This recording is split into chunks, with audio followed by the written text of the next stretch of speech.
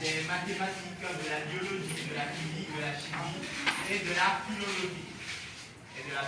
Donc, parce qu'on nous parle souvent des penseurs grecs, vous les connaissez, on nous parle souvent des penseurs grecs, mais on ne nous parle jamais en réalité des penseurs africains qui ont formé ces penseurs grecs. Et ces penseurs africains en réalité sont les plus grands savants de l'histoire de l'humanité.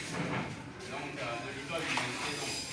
Il faut savoir que l'homme moderne est né en Afrique, en fait, il y a plus de 315 000 ans. L'homme moderne, comme vous et moi en fait, je parle de l'homo sapiens sapiens. Il a été en Afrique il y a plus de 315 000 ans. On l'a retrouvé d'ailleurs en fait en 1967 en Éthiopie 2 crânes. C'est les crânes Homo 1 et Homo 2. Et c'est un archéologue qui s'appelle Richard Leakey en fait, qui a retrouvé ces deux crânes. Et l'âge de ces crânes en fait a été estimé à près de 200 000 ans en Éthiopie. Et donc c'est dans la région des Grands Lacs que les êtres humains, les ancêtres de l'humanité en fait sont apparus dans la région des Grands Lacs. Et ce sont ces ancêtres qui vont donner naissance à la géométrie. Il y a 100 000 ans. Il y a 100 000 ans, à travers ce qu'on appelle la pierre de Blombos. Regardez la pierre de Blombos, je ne sais pas si vous voyez. Ça s'appelle la pierre de Blombos. C'est la pierre de Blombos. Est-ce que vous voyez? Donc sur la pierre de Blombos qui date de 100 000 ans, vous avez le système de triangulation. Vous connaissez le système de triangulation. Donc vous avez le système de triangulation qui nous permet aujourd'hui de faire le GPS. Sachant que le GPS est également une invention africaine. Parce que le GPS est Gladys West, une africaine vivant aux États-Unis qui a mis au point le GPS et qui est devenue opérationnelle en 1995. Donc, ces Africains vont donner naissance également à la numération. Vous savez ce que c'est que la numération, le fait de savoir compter. Donc, on retrouve la première forme de numération sur l'os de Lebombo, qui a été retrouvé au Swaziland, entre le Swaziland et l'Afrique du Sud. Donc l'os de Lebombo date de 44 000 ans. Donc Lebombo, c'est L-E-B-O-M-B-O, qui date de 44 000 ans. Donc vous avez 29 en coche. Donc ils savaient compter au moins jusqu'à 29. Donc ils savaient compter plus, mais là on a 29. Donc l'os de Lebombo atteste de l'origine africaine de la numération. Est-ce que c'est clair? Ensuite, on a ce qu'on appelle l'os d'Ishango, qu'on a retrouvé en RDC. Dans la République démocratique du Congo. Et l'os d'Ishango date de 25 000 ans. Et sur l'os d'Ishango, vous avez pour la première fois dans l'histoire de l'humanité des nombres premiers. Donc vous avez 11, 13, 17 et 19. Donc je ne vous apprends pas ce qu'est un nombre premier. Vous savez ce qu'est un nombre premier, n'est-ce pas? Et vous avez pour la première fois également la multiplication, la division, la soustraction et la division. Il y a 25 000 ans. Et donc, l'os d'Ishango est aujourd'hui le symbole de la science en Belgique. Puisque ce sont des Belges qui ont retrouvé l'os à Ishango. En fait, ils ont fait une réplique de 7 mètres de haut devant leur faculté des sciences à Bruxelles. Donc vous pouvez voir ça. Donc c'est la première tablette mathématique de l'histoire et qui atteste de l'origine africaine de l'arithmétique. Est-ce que jusque-là c'est clair? Et donc ces Africains de la région des Grands Lacs vont migrer vers la vallée nubienne, autrement dit vers le Soudan actuel, et vers la vallée égyptienne du Nil. Est-ce que vous voyez à peu près? Donc, le Soudan, l'Égypte. Et ils vont donner naissance à une grande civilisation. C'est la civilisation, qu'on appelle la civilisation pharaonique. Mais nos ancêtres parlaient de Tamérie. Tamérie, en fait, donc T-A-M-E-R-Y. Tamérie, ça veut dire la terre bien-aimée. Donc, ils vont donner naissance à la civilisation de Tamérie, qui est l'Égypte ancienne. Égypte, c'est un mot grec, à Égyptos. Et également à Tasseti. Tasseti, c'est le Soudan, en fait. En réalité, c'est Tacétie, donc T-A, oui, Tacétie. Donc ça veut dire, Tacétie, ça veut dire la terre de l'arc. Les Nubiens, les Soudanais de l'Antiquité étaient des archers. C'était les meilleurs de la planète. Donc cette civilisation égypto-nubienne va donner naissance aux plus grands savants de l'Antiquité et même de l'histoire. Et le premier de ces savants, je peux vous le montrer, c'est Imhotep. Regardez, Imhotep. Imhotep. I-M-E-O-T-E-P. H-O-T-E-P. Imhotep. Donc Imhotep, il a vécu en moins 2800 avant notre ère. Imhotep, c'est le père de la médecine moderne et de l'architecture. Pourquoi? Parce que c'est lui qui a inventé la plupart des outils de chirurgie, ainsi que le stéthoscope. Vous connaissez le stéthoscope? C'est lui qui a inventé le stéthoscope. C'est un Africain comme vous et moi. C'est lui qui a inventé le bistouri, le scalpel, le cathéter. Vous connaissez tout ça? C'est lui qui a inventé tout ça. C'est lui qui a inventé la voûte. Vous connaissez la voûte en architecture? Les colonnes, l'obélisque. Donc c'est lui qui a été à l'origine de tout ça. C'est également lui, Imhotep, qui a bâti la première pyramide en Égypte. Il a fait beaucoup de choses, n'est-ce pas? Donc il est bien plus que Newton ou Einstein. Et c'est lui qui a écrit les premiers traités de médecine. Donc, qu'on a aujourd'hui les papyrus Ebers et d'Edwin Smith. Donc c'est le premier grand savant universel. Mais la pyramide de Imhotep n'est pas la première de l'histoire de l'humanité. Quand vous allez au Niger, à Zinder, dans le sud du Niger, vous avez une pyramide qui date de moins 9700 ans. Donc vous pouvez aller vérifier. Donc il y a plus de 10 000 ans, les Africains, à une époque où l'Europe vivait encore dans la barbarie, et les Européens vivaient encore dans des grottes. Donc, vous avez un autre savant, je vais aller très vite quand même, il s'appelle Emionu. Donc, E c'est H-E-M-I-O-U-N-U. N-O-U. Emionu. Emionu, c'est tout simplement le plus grand architecte de tous les temps. Tout simplement parce qu'il a bâti une pyramide. Emionu a vécu en moins 2600. Il a bâti la pyramide du pharaon Khufu. Khufu que les Européens appellent Khéops. Et qui a vécu en moins 2600. Et cette pyramide, c'est le monument le plus perfectionné de l'histoire. Il y a seulement 0,01% d'erreur. Même avec les instruments d'aujourd'hui, on n'arrive pas à égaler cette précision géométrique. Donc, il y a une femme, elle s'appelle Méripat. Méripat, c'est la première femme médecin connue dans l'histoire de l'humanité. Il y en a eu d'autres avant elle en Afrique, mais nous ne connaissons pas leur nom. Méripat. Celle qui est aimée de Dieu, en fait. Celle qui est aimée de Dieu. Méripat, c'est M, E accent aigu, R, Y, T, P, T, A, H. Ça veut dire celle qui est aimée du Créateur. C'est Mérite qui va donner après Marie. Après, il y a Passachatou. Passachatou, c'est ce que les Européens appellent Péchéchette. C'est la première femme physicienne connue dans l'histoire de l'humanité. Passachatou. Donc P-A-S-A-S-H-A-T-O-U. Elle était également chef de l'ordre des médecins de Haute et de Basse Égypte. Chef de l'ordre des médecins, donc de Shemaou et de Méou. Parce que nous on dit Égypte, mais nos ancêtres ne parlaient pas d'Égypte. Ils parlaient de Tamérie, et Haute Égypte c'est Shemaou, et Basse Égypte c'est Méou. Shemaou et Méou. Vous connaissez la formule pour calculer l'aire d'un rectangle. Longueur fois.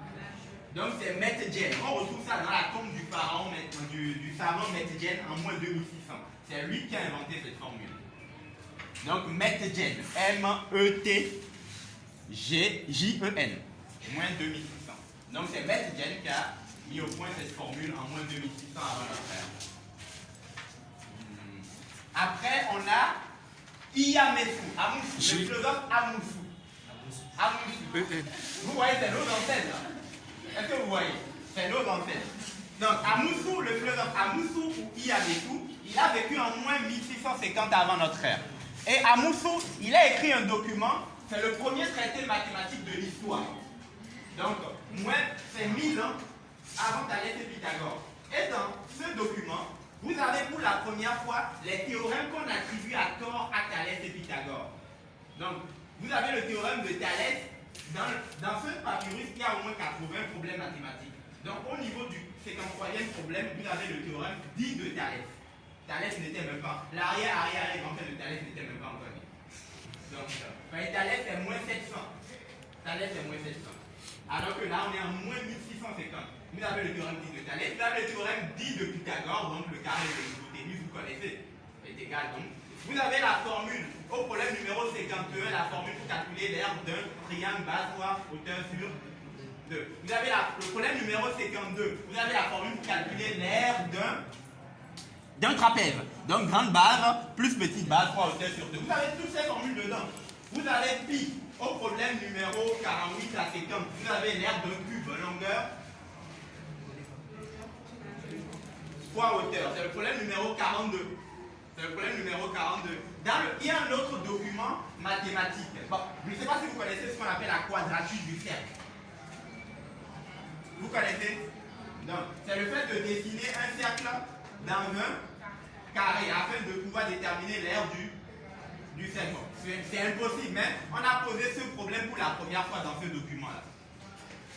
Donc, et vous avez également le papyrus de Moscou. C'est un document africain qui date à peu près de la même époque. Et dans ce document, au problème numéro 10, vous avez la formule pour calculer l'aire d'une demi-sphère. Donc de pierre,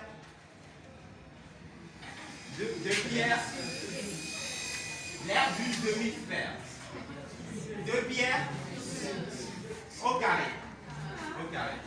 Donc c'est une formule africaine. Dans le problème numéro 14 du papyrus africain de Moscou, parce qu'on retrouve ça au musée à Moscou, vous avez la formule pour calculer l'aire d'une pyramide tronquée. Donc un tiers de la hauteur facteur de A au carré plus AB plus B au carré. Donc vous avez tout ça dedans. Vous avez la formule pour calculer l'aire d'une sphère, 4 pierres au carré dans le papyrus africain de Kaoum. Donc toutes ces formules que vous étudiez, ce sont des mathématiciens africains qui en ont été à l'origine. Donc le zéro mathématique en réalité c'est une invention africaine. On retrouve la plus ancienne attestation du zéro dans un papyrus, c'est le papyrus Boula 18 qu'on retrouve au collège de France, l'original. Donc moins 1850 avant notre ère. Donc c'est Néferhotep. C'est dans un document du mathématicien africain Néferhotep. Mais le zéro ne s'écrivait pas comme ça. Le zéro c'était un cœur surmonté d'une croix. Le zéro tel qu'il est écrit, ça date du 5e siècle, c'est un zéro indien, le Shunya, que les Arabes ont repris également. Donc voilà, bon, je ne vais pas prendre trop de temps parce qu'il y a beaucoup de choses à dire. Même toutes les inventions de l'Antiquité sont africaines, de l'aveu même des Grecs. Je donne quelques exemples. Que dit par exemple Hérodote? Il dit, c'est à mon avis en Égypte qu'est née la géométrie et c'est de là qu'elle vient en Grèce. Pour les Grecs, les Européens, la philosophie vient d'Afrique. Que dit Isocrate dans Busiris? Il dit Pythagore de Samos venu en Égypte. Et c'est en fait les disciples des gens de là-bas fut le premier à rapporter en Grèce toute philosophie. Que dit Plutarque dans le traité de Difficulté de Véry? Il dit c'est pensant pour l'avoir appris des Égyptiens, Homère et Thalès posaient l'eau comme le principe premier et l'origine de toute chose. Donc, et ils disent que Hérodote dit que c'est les Égyptiens, après ils avaient la peau noire et les cheveux crépus. Donc, Odicaï, Mélan, Poète, Ezicaï, Lotriques. Aristote même va plus loin, il dit dans Métaphysique que les Égyptiens sont excessivement noirs. Ils sont nègrement nègres en fait. Tel Agan Mélanès. Diogène avait dit Thalès n'eut point de maître accepter le fait que lors de son séjour en Égypte, il vécut auprès des fêtes. Platon dans la République, il dit Platon. Il dit Thalès, fils d'Églénias de Milet, phénicien selon Hérodote, il porta le premier le nom de ça, il reçut en Égypte l'éducation des fêtes. Diogène de Sisyphe dans la bibliothèque historique, il dit Pythagore de Samos, Pythagore a appris en Égypte la doctrine pour laquelle on le conduisait en Irak comme ça. Donc tout. Donc ça c'est plus tard. Donc, et le maître, Jambi, qu'est-ce qu'il dit? On dit que Dot n'instruit pas Koum-Néfer. Solon pas son chiffre et Pythagore pas Koum-Néfer. Koum-Néfer c'est le maître de Pythagore. Le maître de Platon c'est Sèche-Koum-Néfer. Le maître de Démocrite c'est Pamouna. Donc ils ont tous leur maître. Donc, et on a leurs documents. Vous n'aurez jamais un document de Thalès ou de Pythagore dans quelle que soit la bibliothèque. Thalès et Pythagore n'ont jamais écrit. Donc il faut arrêter de parler de théorème de Thalès, théorème de Pythagore. C'est une légende. Non, c'est une. Sur quelle base? Ils ont vécu 1000 ans et ils n'ont même pas de document. Par contre, on a un document africain. Et Iyamessou Amoussou, il dit même qu'il n'est pas l'auteur de ces documents, de ces formules, qui ne fait que reconstruire un document africain beaucoup plus ancien. Donc, 100% des inventions africaines sont des inventions antiques et préhistoriques sont africaines. Donc, et les inventions, 80% et même plus des inventions actuelles sont d'origine africaine. Le téléphone, c'est Henry Sampson. C'est un Africain vivant aux États-Unis qui a mis en place la cellule gamma électrique qui permet d'envoyer des messages sans fil. Donc c'est Henry Sampson, un Africain qui vit aux États-Unis, qui veut vérifier. Celui qui a inventé la fibre optique, c'est un Africain du Ghana, Thomas Mensa. Celui qui a inventé l'ordinateur le plus efficace qui peut faire 3,1 milliards de calculs par seconde avec 65 536 processeurs seulement. C'est un Africain du Nigeria, Philippe Ekikweli. Celui qui a inventé le frigo, c'est John Stennard, c'est un Africain qui vit aux États-Unis. Celui qui a inventé Patricia Bart, c'est elle qui a mis au point le traitement de la cataracte par le laser. C'est une Africaine vivant aux États-Unis. Celui qui a inventé l'ampoule, le filament à carbone, là. C'est Howard Davis Latimer. C'est un Africain vivant aux États-Unis. Donc, mais si vous cherchez sur Internet, ils vont dire que c'est Thomas Edison. Thomas Edison a inventé le filament à papier qui dure 30 heures. Après 30 heures, vous n'avez plus de lumière. Mais l'ampoule telle qu'on l'utilise là, le filament à carbone, c'est un Africain. Vous pouvez vérifier. Celui qui a inventé l'interrupteur. L'interrupteur, c'est Granville Wood, c'est un Africain vivant aux États-Unis. Il y a un Africain, un étudiant africain, en 2019, en Namibie, il a mis au point un téléphone portable sans fil et sans crédit. Vous pouvez vérifier. Et il a disparu il y a une semaine, on ne sait pas où.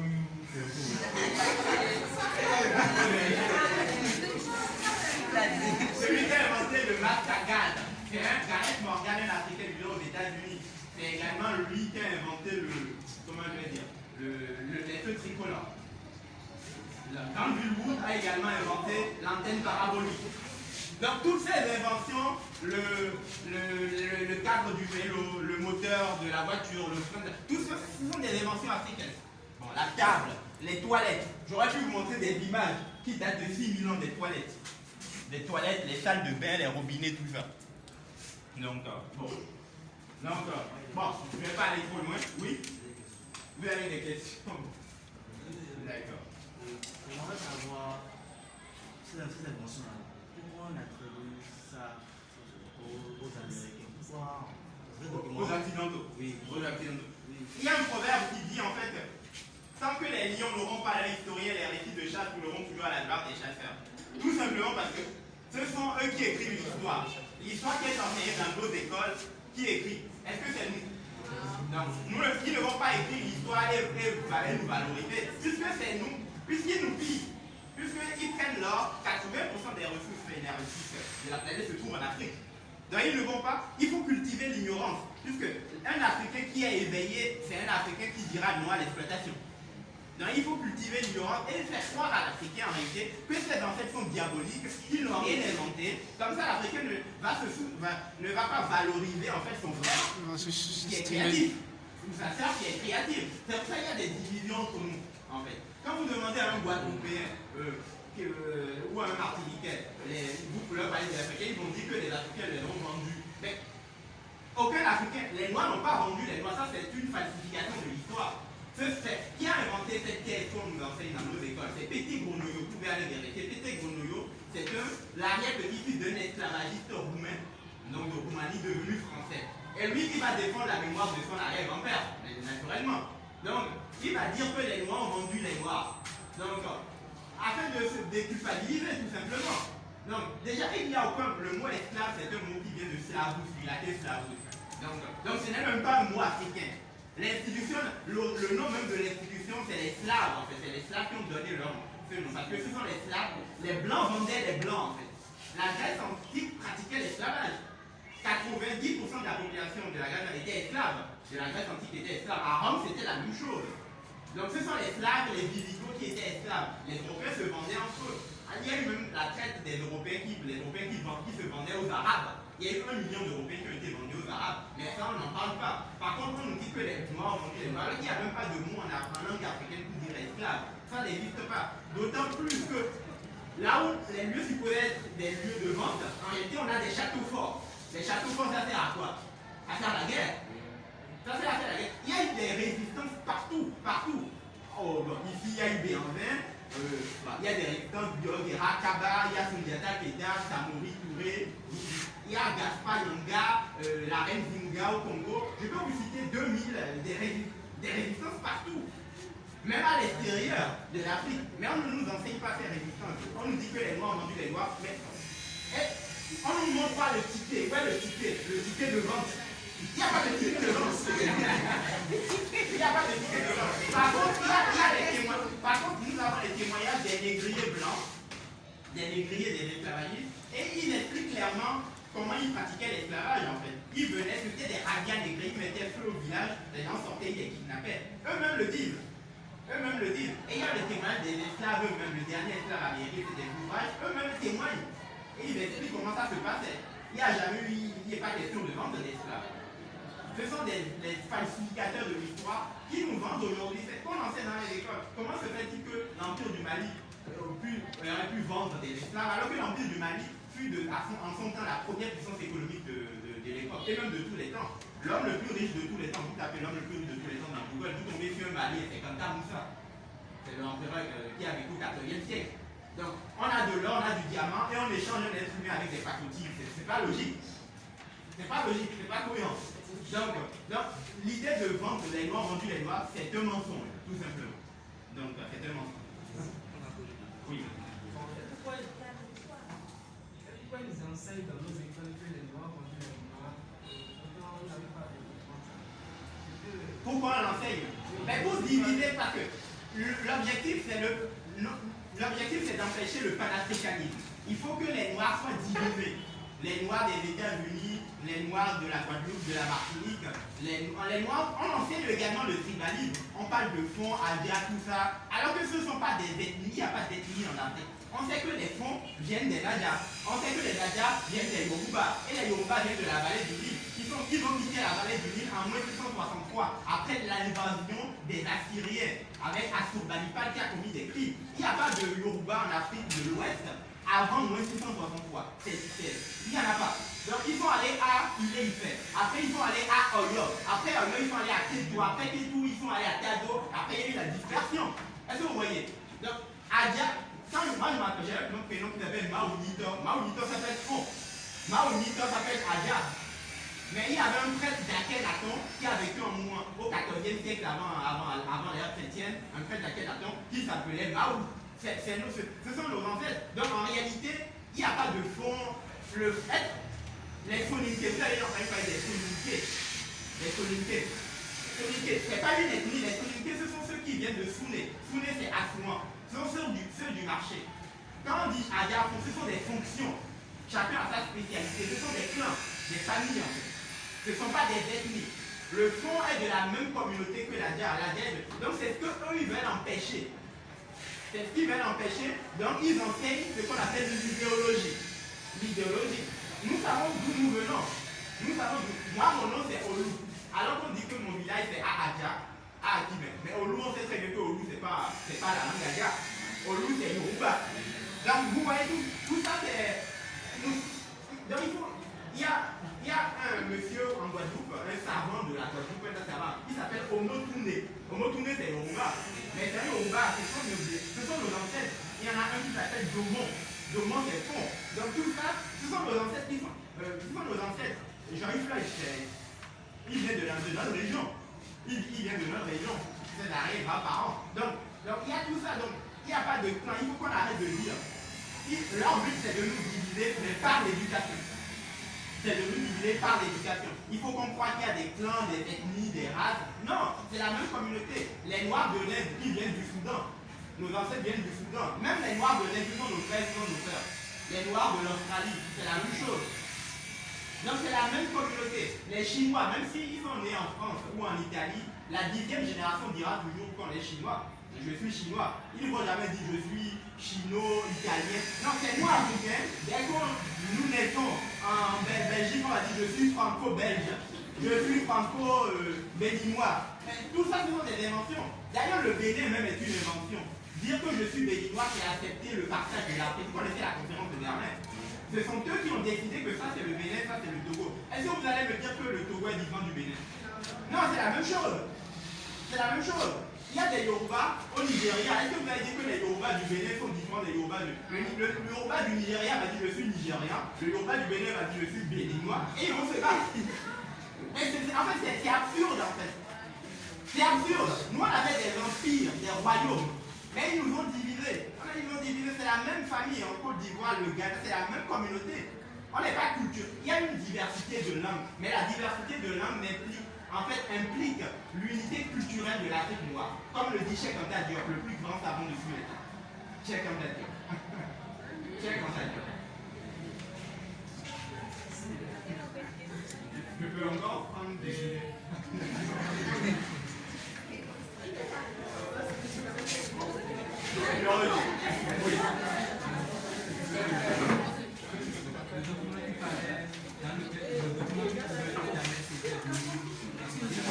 Oui. Oui. Là, il y en a beaucoup. Il y a Plutarque, le document de Plutarque, traité d'Ilis et de Viry. Ah, je vais laisser mon numéro WhatsApp. Si vous voulez des documents, je vais vous envoyer. Oui. C'est 00336. Et même j'ai écrit un manuel de philosophie, je peux même vous envoyer le manuel. Normalement c'est payant, mais je sais que je peux vous envoyer ça en PDF gratuitement. Avec même ça, vous pouvez préparer le bac et vous avez des auteurs de l'Antiquité, du Soudan. Vous avez la première carte 00336. 336. 50 10 89 08. Quand j'enseigne le droit, par exemple en philosophie, la justice, moi j'utilise la charte du Mandel. La charte du Mandel, c'est quoi? C'est la première déclaration universelle des droits de l'homme et de la femme. L'Empire du 222. Oui. Il fallait les grands savants, c'est pas que ça commence, ça s'appelle Djibouti. Ah, Djibouti, effectivement. Effectivement, Djibouti, je vous montre Djibouti. Donc, voilà Djibouti. Voilà Djibouti. Et Djibouti, en réalité, regardez. Donc, Djibouti, que dit Platon par rapport à Djibouti? Je vous dis. Donc, Platon dans le fait, vous connaissez le fait? Il dit, c'est lui qui le premier inventa la science des nombres, le calcul, la géométrie, l'astronomie, le tric-trac, les dés et enfin l'écriture. Donc, c'est Djibouti qui a inventé les dés. Donc, c'est lui, pour les Grecs, Djibouti, ils ont divinisé Djibouti. Djibouti, c'est un Africain qui a été divinisé par les Grecs. Est-ce que vous voyez? Donc, c'est vrai que je ne vais pas parler de Djibouti.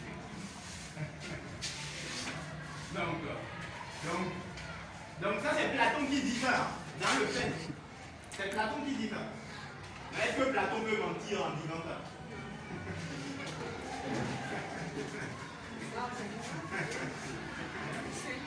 Quel intérêt Platon aurait de dire que ce sont les Noirs qui ont inventé les sciences? Je ne vois pas l'intérêt, si ce n'est la vérité. Ça n'a aucun intérêt. Donc il a été de bonne foi, on peut dire. C'est bon? Non, il y a beaucoup de choses qu'on peut m'arrêter là. Autre question. Donc si je comprends bien, si tu as commencé l'Afrique, c'est ça, hein? Non. Oui, mais tout ça. En fait, l'Afrique c'est l'histoire. Même les premières civilisations européennes, asiatiques, par exemple la civilisation des Étrusques en Italie avant la Rome blanche qu'on nous présente là, c'était des Noirs. Ils se sont représentés comme Noirs. Les premières civilisations en Grèce, ce sont des Noirs. Les Pélages et les Minoës, ce sont des Noirs. Les premières civilisations de Mohenjo d'Harappa et dans la vallée indienne, en Inde, ce sont des Noirs. Mohenjo-Daro, plutôt Mohenjo-Daro, le nom que j'ai déjà. Mohenjo-Daro, ce sont des Noirs. Les Cananéens, la première civilisation en Syrie, Jordanie, Liban, tout ça, ce sont des Noirs, les Cananéens. Donc, les Noirs ont migré partout. Donc ce sont eux qui ont apporté la civilisation partout. Même au Moyen-Âge, ce sont les Noirs, les Africains qui ont appris aux Européens qu'il faut se laver.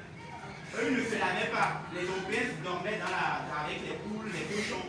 Et ce sont les Noirs qui sont venus là au Moyen-Âge, qui ont appris aux Européens l'hygiène, qui ont appris aux Européens qu'on peut mettre de l'éclairage dans les rues, les trottoirs. Donc c'est les Africains qui ont apporté ça. Qui ont appris aux Européens, qui ont construit les premières universités, les premiers châteaux forts. En Europe, hein, ce sont les Africains qui ont fait. Bon, je vais résumer quand même. Donc voilà, je vous invite à faire vos recherches et à approfondir toute cette connaissance. Donc vous pouvez m'écrire, je vais vous envoyer des documents si vous voulez. Donc voilà. Donc c'est grâce à vous que l'Afrique en fait pourra construire une Afrique nouvelle avec une Afrique nouvelle en fait avec sans idéologie, parce que nous parlons sur la base de la science. Donc c'est vous qui allez relever l'Afrique à l'image de nos ancêtres en fait qui ont dominé le monde pendant près de 200 ans. Donc, on a tellement falsifié. Quand je prends par exemple Bouddha, vous connaissez Bouddha? Bouddha c'est un Africain.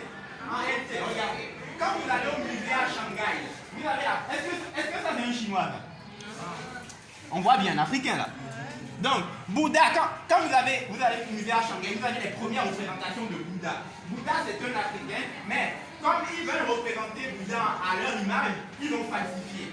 Bouddha c'est un prêtre de Ménéfer, de Memphis, qui a fui l'Égypte après l'invasion des Assyriens en 1963, avec Assurbanipal. Donc ils l'ont transformé progressivement. Donc même Bouddha, donc tout a été falsifié. Tout a été falsifié. Donc quand je prends par exemple les Jeux Olympiques. Les Jeux Olympiques en réalité sont nés en Afrique. C'est le roi Dien qui a fait les Jeux Olympiques en moins 3000. En moins 3000, ce sont les premiers Jeux Olympiques de l'histoire. Et c'est en Afrique. Ce sont ces Africains qui vont initier les Grecs. Vous avez par exemple, vous avez le hockey sur gazon. Vous connaissez le hockey? C'est une invention africaine. Vous avez le hockey. Ça c'est. J'aurais pu vous montrer en grand, mais ce sont des fresques que vous pouvez regarder aujourd'hui. Vous avez le hockey sur gazon en moins 1800 en Afrique et en Grèce, vous n'avez qu'en moins 490. Donc vous voyez les gars, quand je prends par exemple le lancer du javelot, vous avez le javelot en Afrique qui a 60 000 ans. En Égypte, vous avez ça en moins 2300 et en Grèce en moins 708. Quand vous avez le tir à l'arc, vous avez ça au Katanga. En Afrique, vous avez ça en Égypte en moins 3000, en Grèce, vous avez en moins 600. Vous voyez là, les gars, la course à pied en moins 2200 en Afrique, moins 776 en Grèce. La natation en Afrique en moins 2700, la Grèce en moins 450. Le jonglage des balles, on va dire que les Anglais ont inventé le football. Mais vous allez au musée du Louvre, vous avez des balles qui datent de l'Égypte ancienne. Regardez, vous avez des balles, ils faisaient des jonglages, donc les jeux de pied en fait. Donc vous avez tout ça, donc, qui date de moins 2000. La gymnastique acrobatique, l'équitation, vous avez tout ça, le bowling, l'haltérophilie, la lutte africaine, tout ça. Donc tout ça, les échecs. Est-ce que ce n'est pas les échecs là? Est-ce que je vois aux échecs? Donc c'est des échecs. Les échecs également sont une invention africaine. Donc, mais qu'est-ce qu'on nous enseigne dans nos écoles? Malheureusement, il y a ce qu'on appelle la falsification de l'histoire. Donc cette falsification est enseignée à travers, par exemple, en biologie. Quand on étudie, ou en histoire, quand on étudie l'évolution de l'homme, de l'Australopithèque, l'Homo erectus, l'Homo habilis, l'Homo erectus, vous connaissez ça. Quelle est l'image qui est utilisée dans tous les manuels? Voici une des images. Est-ce que vous connaissez cette image? Ça veut dire quoi? Est-ce que vous comprenez le message qui se trouve derrière cette image? Les blancs étaient les premiers hommes. Non, regardez bien. Que les noirs, le niveau inférieur de l'humanité était noir. Le niveau supérieur est. Donc, c'est ce qui est enseigné dans les écoles en France aux petits enfants. Là, ils deviennent négrophobes et racistes après. Et nous-mêmes, quand on enseigne ça, on se sous-estime, on se méprise en fait.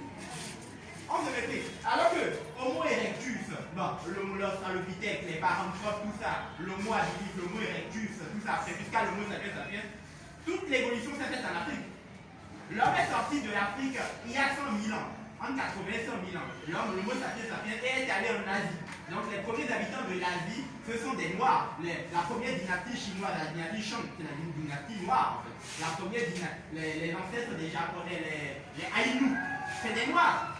C'est comme ça, on dit que les Japonais disent que pour être un bon samouraï, il faut avoir le sang noir. La seule chose à dire, c'est qu'il y a pas de sang noir, mais c'est une manière de parler. Donc, les premiers habitants, les Africains ont quitté l'Afrique, ils sont allés en Amérique il y a 60 000 ans. Il y a 60 000 ans, il y a ce qu'on appelle. Il y a ce qu'on regardait la représentation des premiers Américains, c'est des Africains qui viennent de l'Afrique de l'Ouest. Donc, est-ce que ce sont eux qui ont fondé la civilisation Olmec? Est-ce que vous ne le voyez pas des Africains là? Est-ce que ça c'est le Chinois? Donc, les premiers Européens, les premiers Africains iront en Europe il y a 40 000 ans. Il y a 40 000 ans, donc ils diront c'est l'homme de Grimaldi. Cheikh Anta Diop l'explique très bien. C'est l'homme de Grimaldi. Et donc l'ancêtre des Britanniques, vous tapez dans YouTube l'ancêtre des Britanniques, vous allez tomber sur un noir qui date d'il y a 10 000 ans. Et donc, ces noirs, en réalité, en raison du climat trop froid, vont perdre la mélanine. Donc, le pigment, c'est plus précisément le mélanine. C'est ce qui nous protège contre les radiations solaires. Vous connaissez ça? Donc, ce sont ceux-là qui vont devenir blancs. Donc surtout dans les steppes radiatiques en Mongolie, et qui viendront en fait en Europe. En fait les Européens blancs, en réalité des Noirs qui sont devenus blancs, ils vont envahir l'Europe. Ils ne sont pas originaires de l'Europe, puisque je viens de vous dire que les premières civilisations européennes ont été fondées par des Noirs, Et donc ce sont que les Minoens, les Pélages, qui vont être supplantés par les Hellènes. Les Hellènes, ce sont les Blancs. Donc ce sont eux qui vont fonder la civilisation grecque, la Grèce antique telle qu'on nous la présente là. Est-ce que vous voyez? Les Thalès, Pythagore, tout ça. Mais Thalès lui-même n'était pas. Serait un métis parce qu'on dit Thalès, c'est Platon qui dit Thalès, fils d'Exénias de Milet, phénicien selon Hérodote. Donc phénicien, la Phénicie c'est le Liban actuel. Et les Phéniciens ce sont des métis de blancs et de noirs. Tout comme les Chinois actuels, ce sont des métis des noirs originaires de Chine et des blancs qui viennent de Mongolie. Donc ce sont des métis en fait. Est-ce que vous voyez les Chinois, tout comme les Arabes? Les Arabes, vous voyez les cheveux, c'est des cheveux de métis. Ce sont des métis de blanc et de noir. Donc, toutes ces inventions, même durant la période antique, même durant la période impériale, l'Afrique a édifié, en fait, a eu de grands savants. L'Afrique a eu de grands savants. Je peux vous citer Issa-Noussi, le conseiller de Chaka Zulu. Il a laissé plus de 70 papyrus. Le conseiller de Bernard Guédégbé, c'était également un grand savant. Il y a Thomas Fuller, c'était un Africain qui a été déporté en Amérique et on s'est rendu compte qu'il est le plus grand arithméticien de son temps. Il faisait des calculs sans calculatrice. Des calculs impressionnants, bien évidemment. Sans calculatrice. Au Nigeria, quand vous allez par exemple à Edo, dans l'état d'Edo, Nigeria, vous connaissez la muraille de Chine. La muraille de Chine, ce sont les Noirs de Chine qui ont édifié la muraille de Chine. Leurs descendants les appellent les Négritos, ça on ne le dit pas. Mais là, il y avait une muraille, la muraille de Benin City au Nigeria, qui est 4 fois plus grande que la muraille de Chine. Les vestiges sont encore là, vous pouvez vérifier. Muraille du Bénin. Vous allez tomber dessus. Mais les Anglais ont détruit une bonne partie de cette muraille à la fin du 19e siècle. Et cette muraille, il a fallu 150 millions d'heures pour édifier cette muraille. 4 fois plus grande que la muraille de Chine. Donc, il y a tout ça et tout. Il y a beaucoup de choses à dire. Donc, faites vos recherches et vous allez vous rendre compte en réalité que l'Afrique est le berceau non seulement de l'humanité, mais de la civilisation, des sciences et des techniques. La chimie est née en Afrique, notamment avec la momification, la chimie de synthèse. Les Égyptiens pratiquaient la chimie de synthèse. La physique également. Donc toutes ces disciplines ont été initiées. Et ce n'était pas de l'abstraction, c'était une science très développée. C'était une science assez développée. Homère dit que les médecins de l'Égypte antique, par exemple, étaient les plus habiles, sont les plus habiles au monde. Les Grecs vénéraient les Africains. Omer, qu'est-ce qu'il dit? Il venait même en pèlerinage en Afrique. Il n'allait pas à la Mecque ou à Jérusalem. Zeus, accompagné des dieux de l'Olympe dans la Sainte Éthiopie, reçoit les sacrifices, car les sacrifices des Éthiopiens sont les plus agréables à Dieu. Donc, la Sainte Éthiopie, donc le Soudan, parce que l'Éthiopie c'est un mot grec, il ne faut pas comprendre l'Éthiopie d'aujourd'hui et l'Éthiopie. Quand on dit Éthiopie ici, c'est le Soudan. Les Grecs appelaient Haïtios, ça veut dire, Éthiopie ça veut dire le pays des visages brûlés. Haïtios, ça veut dire quoi? Haïtios, donc c'est visage brûlé. Par quoi? Par le soleil. Donc, Éthiopia, donc pays des villages, pays des Noirs. L'Éthiopie actuelle, dans les temps anciens, on parlait d'Abyssinie, c'est l'Abyssinie en fait. C'est l'Abyssinie, mais bon, ce sont également nos ancêtres. Donc voilà, il y a. Je vais m'arrêter là, je ne vais pas prendre faute. Donc faites vos recherches et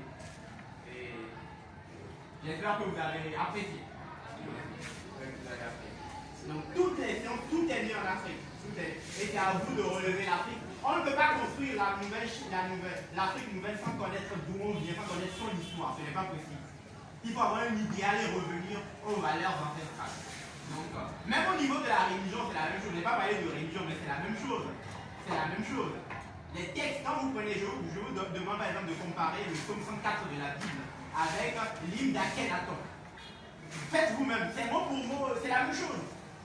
L'hymne d'Akhenaton, c'est le 14e siècle avant notre ère. Donc il ne peut pas nous dire que c'est eux qui ont inventé ces choses-là. Est-ce que vous voyez? Comparez vous-même. Quand vous prenez l'Eucharistie, mangez ceci est mon corps, buvez ceci est mon sang, mais vous trouvez le repas du corps et du vin, toutes ces paroles, dans le tombeau du pharaon Kounas, 2500 ans avant notre ère. Là, ce n'est pas de l'idéologie, vous pouvez vérifier vous-même. Est-ce que vous voyez? Vous pouvez vérifier vous-même. Quand vous prenez notre Père, ce sont des prières africaines qu'ils ont modifiées. Même dans tous les domaines, ils ont pris. Quand vous prenez le livre de la sagesse, le livre des proverbes, le livre de la sagesse et le livre des proverbes, mais ce sont des paroles des philosophes africains Taotep. Taotep, je ne l'ai pas montré. Des philosophes africains Taotep, voilà Taotep, qui a vécu en moins de 2600. Et d'autres philosophes comme Kagemni, Méry Carrel, ça c'est Méry Carrel. Ce sont leurs textes qu'on retrouve dans le livre des proverbes de la sagesse. Ce sont nos textes qu'ils ont plagiés en fait.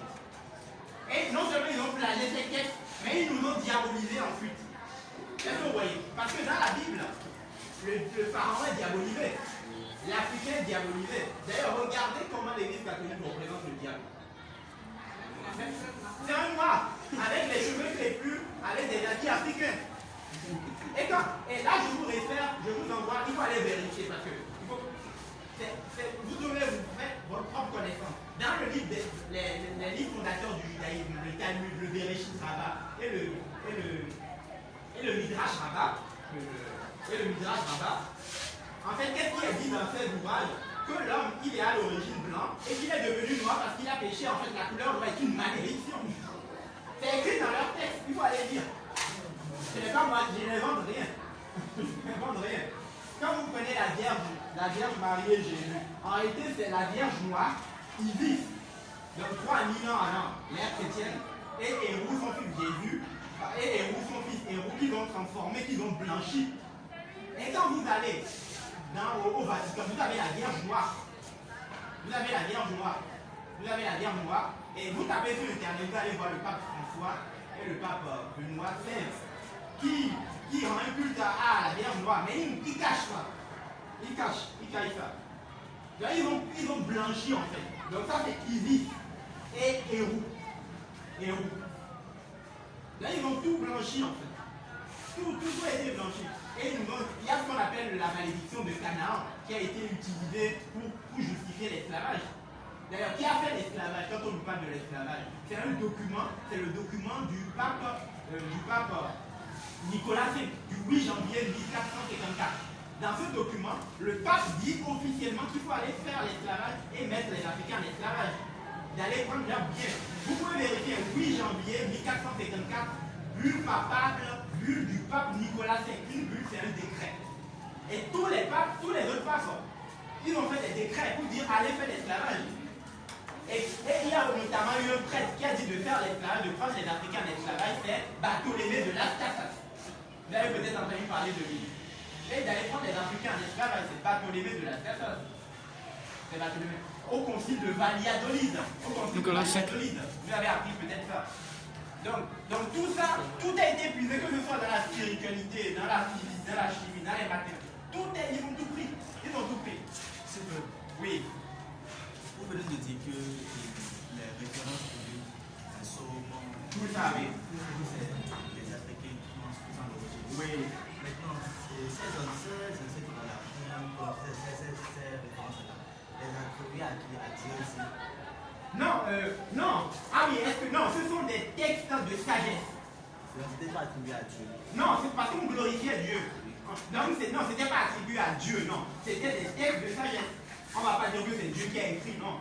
C'est les textes d'Amenémopé. C'est les textes de sagesse de Taotep. Des textes philosophiques, si tu veux. Ou des textes de Kagani. Mais des textes qui glorifiaient Dieu. J'aurais pu vous apporter des psaumes, des textes, des prières de nos ancêtres. Il y a l'île d'Akhenaton, il y a la prière d'Amon-Ra, de Ramsès II, de Ramessou II. Parce qu'ils déforment aussi les noms. Il n'y a jamais eu un pharaon qui s'appelle Ramsès II. C'est Ramessou II. Ramessou. Est-ce que vous voyez? Ils déforment comme ça, on ne va pas savoir que c'était un Africain. Il n'y a jamais eu un pharaon qui s'appelle Képhren. C'est Kafa. Il n'y a jamais eu un pharaon, non, Khufu. Khufu, il n'y a jamais eu un pharaon qui s'appelle Kéops. C'est Kafa. Il n'y a jamais eu un pharaon qui s'appelle Mykérinos. C'est Menkaoré. Ils déforment tout aussi. Ils déforment tout. Oui. Vous avez dit aussi que la parole de la prière de notre Père a été trouvée dans.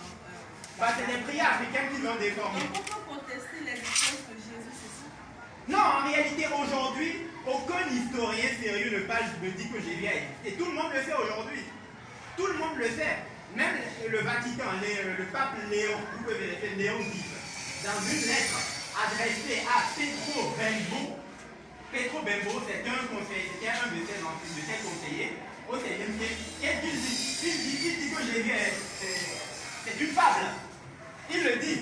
Et que cette femme nous est profitable. À quel point cette femme nous est profitable. Eux-mêmes le disent. Donc comment?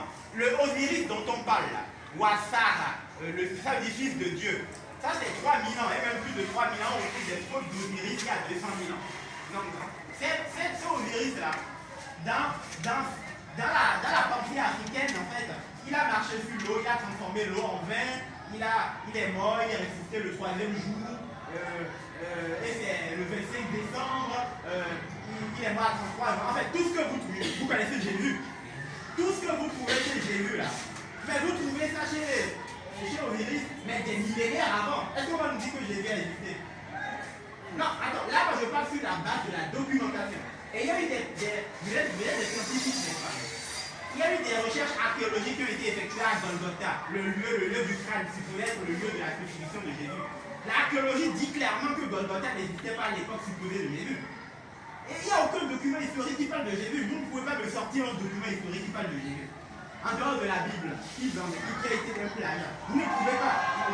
Je vous lance ce défi. Il y a eu des recherches archéologiques qui ont été effectuées à Bethléem, à Nazareth. Ces lieux n'existaient pas à l'époque supposée de Jésus. Est-ce que vous voyez?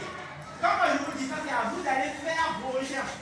Je ne sais pas. Nous ne sommes pas dans l'idéologie, nous sommes dans la science, dans l'archéologie. Est-ce que vous voyez? Nous sommes des disciples de Cheikh Anta Diop. Il ne fait pas de l'idéologie. Est-ce que vous voyez? Parce que puisqu'on vous demande d'aller vérifier. Donc, effectivement, si c'est ta conclusion, Jésus effectivement n'a jamais existé. En tout cas, ce n'est pas un personnage historique. C'est un personnage africain, en fait, dans la spiritualité africaine, qui a été blanchi, qui a été dénaturé. S'ils ont pris en mathématiques, en physique, en chimie, pourquoi ils n'auraient pas pris dans la religion? C'est logique. Ils ont tout pris. Parce que les Européens, c'était des nomades. Les Indo-Européens, c'était des nomades. Les Noirs furent des sédentaires.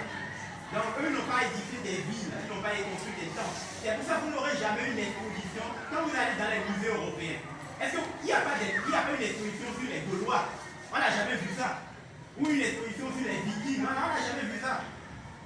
Tout ce qu'on trouve dans les musées en Europe, ce sont des statuettes de l'Afrique, ce sont des documents africains, tout est africain en fait, ou de l'Amérique du Sud.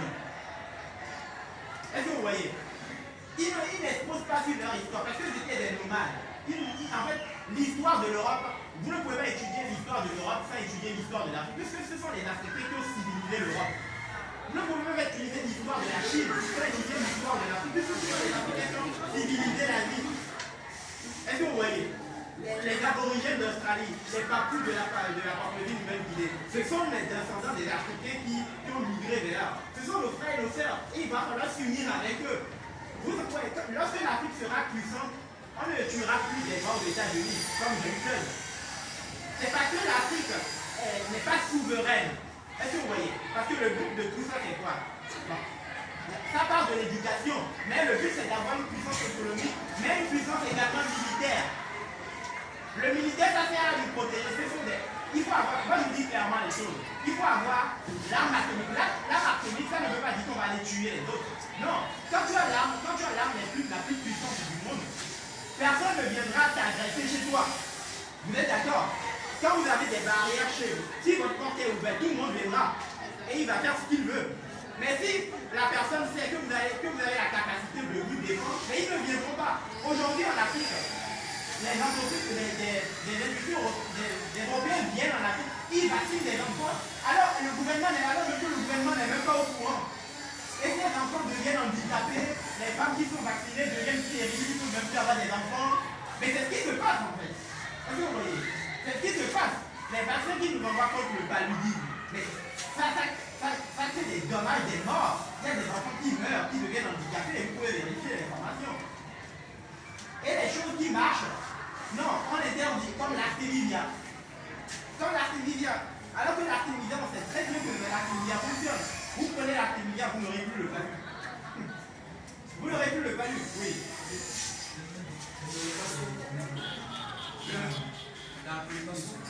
Oui. Après la condamnation de Socrate, Oui. je voulais savoir, est-ce que Socrate était obligé de se donner la mort avant d'être reconnu comme le père de la philosophie, sachant bien qu'à la Platon, c'est une seule personne du genre après la faute de la. Donc, ils étaient à l'égal lorsqu'on a condamné Socrate, ils étaient à l'égal. Mais c'est une seule personne qui s'est rajoutée sur les autres pour pouvoir condamner Socrate, pour déséquilibrer.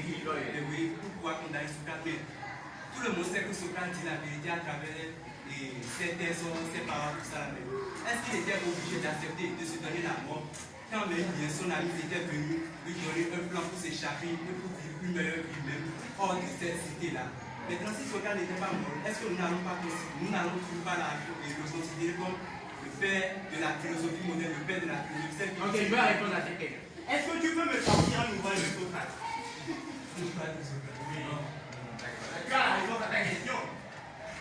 Est-ce que tu peux me sortir un document écrit qui dit que Socrate a inventé... Non, je ne sais pas. Il a écrit tel ouvrage. Non, l'idée selon laquelle Socrate, parce qu'il a accepté de mourir, on en fait donc le père de la philosophie. C'est un mythe. C'est un mythe.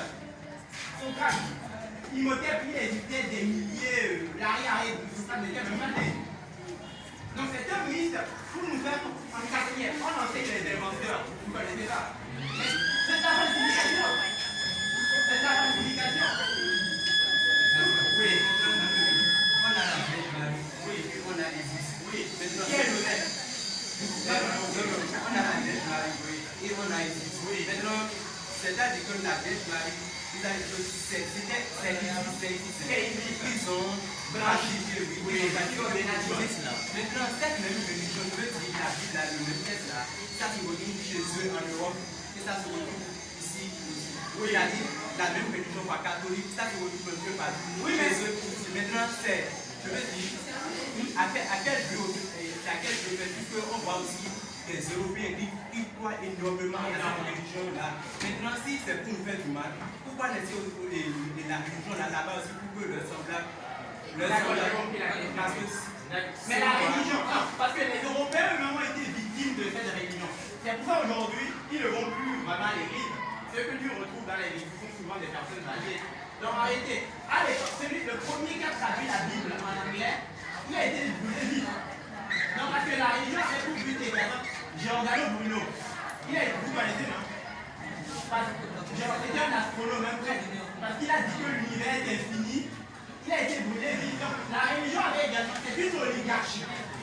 C'est une oligarchie qui avait également pour but de dominer la population européenne et même de maintenir cette population dans l'ignorance aussi.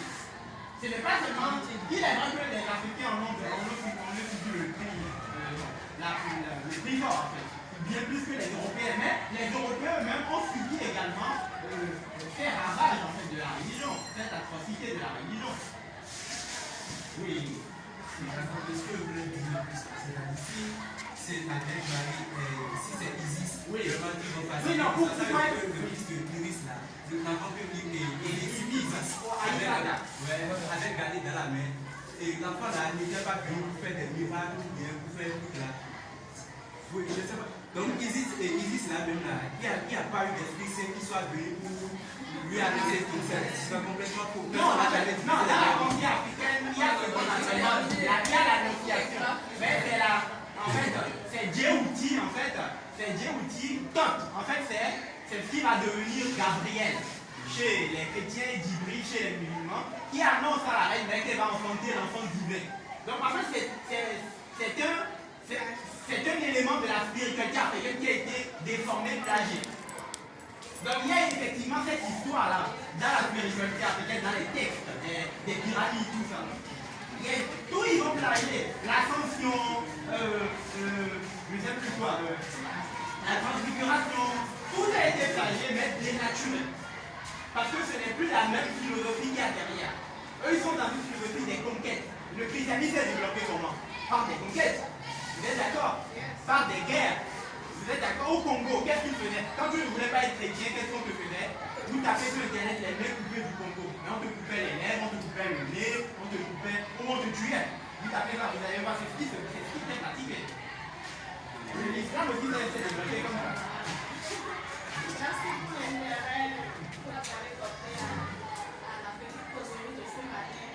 En réalité, notre objectif, on ne peut pas tout dire en une séance, ni même en 30 séances. Notre objectif aujourd'hui, c'est vraiment d'ouvrir votre esprit au fait que l'Africain n'est pas celui qu'on nous présente. L'Africain, vous et nous sommes ceux qui avons vraiment travaillé pour qu'aujourd'hui existe tout ce qu'on a de moderne, le téléphone, l'Internet et tout.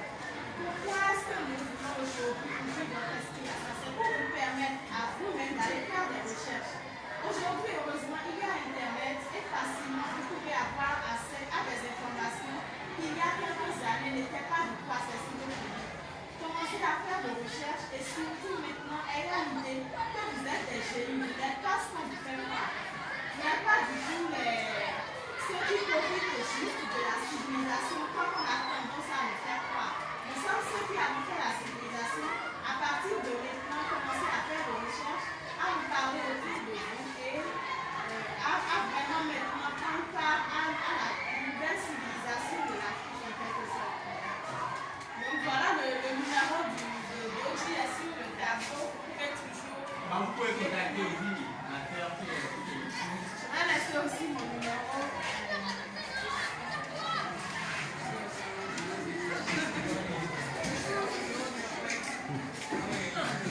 Et merci beaucoup au professeur qui a accepté.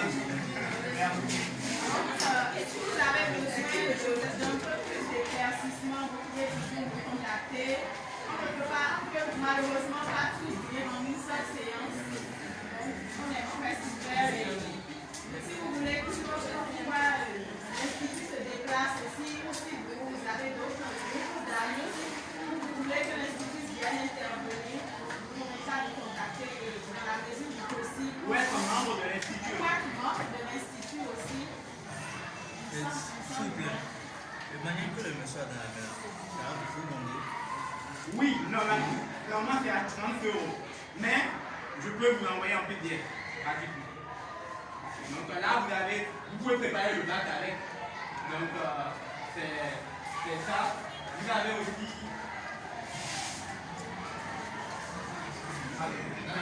Vous avez les grands philosophes et savants africains de l'Antiquité, Imhotep, le plus grand savant universel qui est aujourd'hui le plus grand antiquité de l'histoire. Mais si vous voulez préparer réellement le bac, c'est à ce que ça va être avec ça, vous avez toutes les informations dedans. Vous avez également des mathématiques africaines. J'ai oublié, mais j'aurais pu vous montrer des techniques de calcul. Vous n'êtes pas obligé de connaître les tables de multiplication. Pas de 3.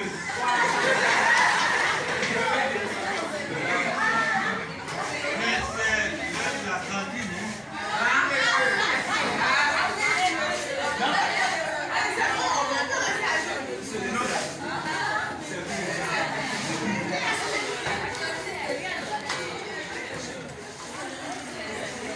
Donc, je prends 25 fois 5, donc je commence par les comme ça. Pas obligé de connaître la table de 5. Donc, on fait 2 colonnes. Donc, on décompose 5 en table, en somme de puissance de 2. Donc, 1, 2, 4. Je ne peux pas mettre 8, sinon ça va dépasser 5. Donc, je mets 5 est égal à somme de puissance de 2. 5 est égal à 1 plus 5 est égal à 1 plus 4. 5 est égal à 1 plus 4. Donc, et je crée une table de puissance de 2 correspondante avec le plus grand nombre, donc 25, 50. Je multiplie, il faut connaître simplement la table de 2. 50 et 100. Puisque ici, donc 25 fois 5 est égal. Puisque ici, j'ai pris 1 et 4, là je prends quoi et quoi? 25 et 100. Donc 25 fois 5 est égal à 25 plus 5, qui est égal à 125. Vous voyez? Même un enfant de CP, il peut faire ça. On ne l'enseigne pas à la table. Nos ancêtres sont redoux. Et ça, c'est dans le manuscrit de Iamesi. Vous trouvez ça dans le manuscrit d'Amoussou. Donc, c'est des textes. Pour la division, bon, je prends pareil. 25 divisé par 5, je prends la même chose. 25 divisé par 5. Donc, vous créez une table de puissance de 2 avec le plus petit nombre, jusqu'à obtenir la plus grande puissance de 2 inférieure ou égale au dividende. Donc 5, 10, 20, je ne peux pas mettre 40, sinon je vais dépasser 25. Donc 25 est égal à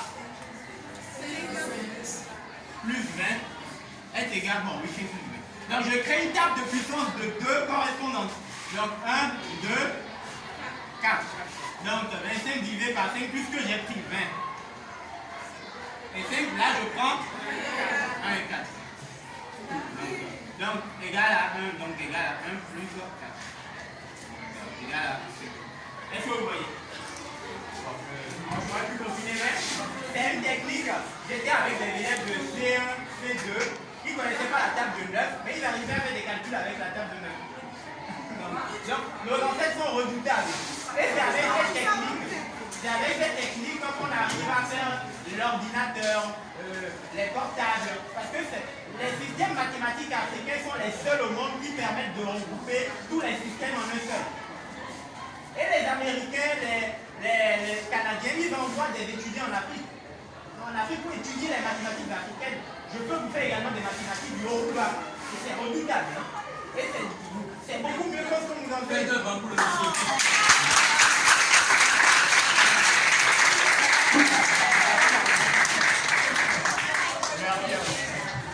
Donc on aurait pu continuer avec les limites, cosinus, tout ça. Mais avec ça.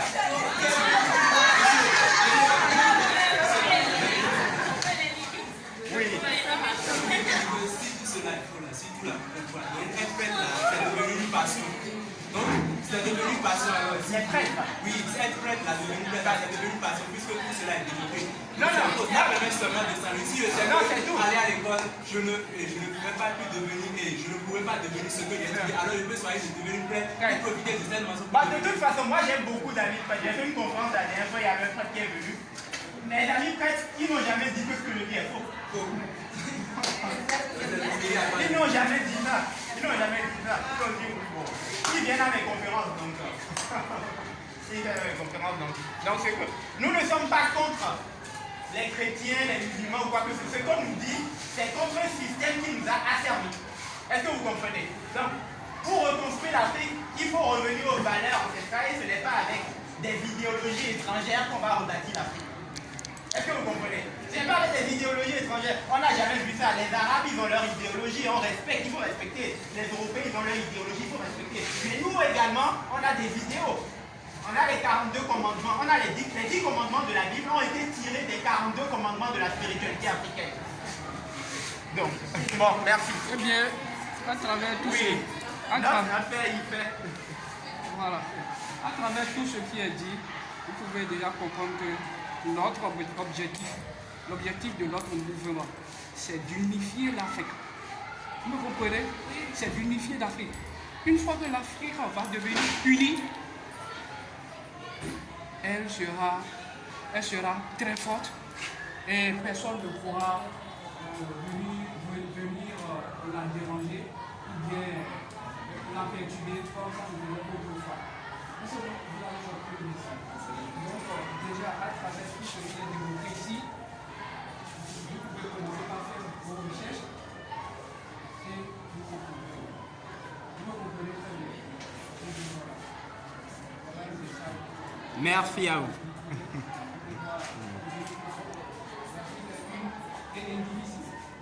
Allez là.